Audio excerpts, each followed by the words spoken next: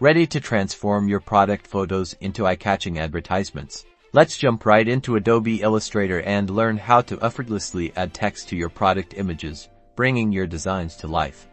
First, open your product photo in Illustrator. Then, with the image open, use the rectangle tool to create a text box. Click and drag to create a box where you want your text to appear. Now, select the Type tool from the toolbar. It looks like a capital T. Click inside the text box you created. You'll probably see some pre-filled placeholder text already there. Type your desired text. This is where you'll add your product name, a catchy slogan, or any important information. Think about what will grab your audience's attention.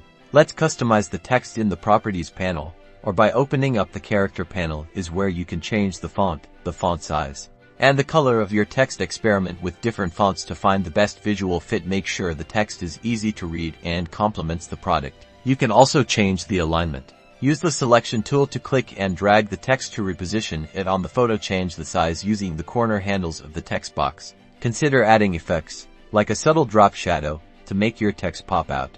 And there you have it. A polished product photo ready for your next project, advertisements, or creative endeavors. Add your own logo and get creative.